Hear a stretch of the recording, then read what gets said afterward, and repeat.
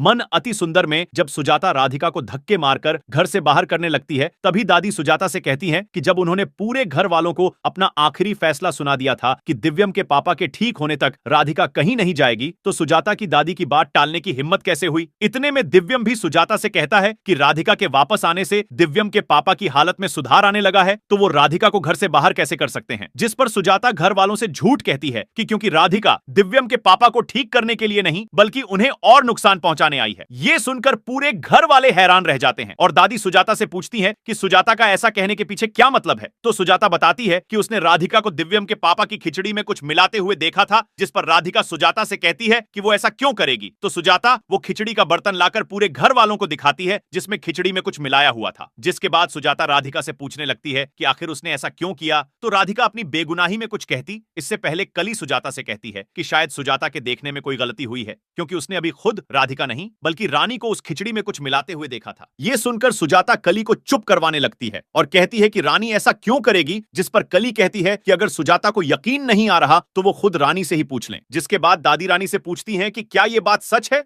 और क्या सच में उसने जग्गू की खिचड़ी में कुछ मिलाया था। तो रानी रोते हुए कहने लगती है कि कली उस पर झूठा इल्जाम लगा रही है। जिसके बाद सुजाता रानी को चुप करवाते हुए दादी से कहती है कि रानी बहू ऐसा क्यों करेगी। फिर दादी राधिका पर गुस्सा होकर उससे पूछती है कि जब दादी ने दिव्यम के पापा की देखभाल की जिम्मेदारी राधिका को दी है तो राधिका ने खुद खिचड़ी क्यों नहीं बनाई। जिस पर राधिका कहती है कि जब वो खिचड़ी बनाने जा रही थी तो सुजाता उसे रोककर खुद खिचड़ी बनाने लगी। ये सुनकर दादी सबको ये बात सुना देती हैं कि जग्गू से जुड़ा कोई भी काम और जग्गू की देखभाल सिर्फ राधिका करेगी, क्योंकि उन्हें अब राधिका के अलावा इस घर में किसी पर भी विश्वास नहीं है और वो अपने बेटे को खतरे में नहीं डालना चाहती। इसलिए राधिका जो भी कर रही हो, कोई भी राधिका के काम में दखल नहीं देगा। ये सब सुनकर सुजाता और रानी की बोलती बंद हो जाती है और दिव्यम दादी से कहता है कि आगे से ऐसा ही होगा। जिसके बाद सुजाता को कली पर काफी गुस्सा आने लगता है, क्योंकि कली की वजह से उसकी राधिका को गलत साबित करने की चाल नाकाम हो गई। इसलिए सुजाता रानी से कहती है कि उन्हें जल्द ही कुछ ऐसा करना होगा जिससे दादी का राधिका से भरोसा उठ जाए और वो खुद ही राधिका को दिव्यम के पापा के पास न आने दें। दूसरी तरफ दादी राधिका को समझाती है कि उसे दिव्यम के पापा की देखभाल अच्छे से करनी होगी और जो आज घर में तमाशा खड़ा हुआ ऐसा फिर कभी नहीं होना चाहिए। यह सुनकर राधिका दादी की हां में हां मिलाती है और दादी से कहती है कि दिव्यम के पापा के ठीक हो जाने के बाद वो ये घर और शहर छोड़कर दूर चली जाएगी। जिस पर दादी राधिका से पूछती है कि आखिर वो ऐसा क्यों कह रही है। तो राधिका दादी से कहती है कि क्योंकि दिव्यम ने दूसरी शादी कर ली है, इसलिए अब उसका इस घर में रहने का कोई भी मतलब नहीं। ये सुनकर दादी राधिका से कहती है कि वो ऐसे नहीं टूट सकती, क्योंकि दिव्यम ने ये शादी अपनी खुशी से नहीं की। उसके दिल में आज भी राधिका के लिए प्यार है और वहीं दिव्यम की दूसरी पत्नी गलत मकसद से इस घर में आई है और आज उसने दिव्यम के पापा के खाने में कुछ मिलाने की भी कोशिश की। साथ ही दादी राधिका से कहती हैं कि रानी दिव्यम के लिए अच्छी लड़की नहीं है और रानी के लिए इस शादी के कोई खास मायने नहीं है, क्योंकि दादी ने एक दिन उसे किसी से बात करते सुना था कि उसने सिर्फ दिव्यम के पैसों के लिए ही दिव्यम से शादी की है। इसलिए राधिका को हार मानने की बजाय अपने सुहाग की रक्षा करनी चाहिए, जिससे आगे राधिका सुजाता और रानी को उनके ही अंदाज में सबक सिखाने वाली है।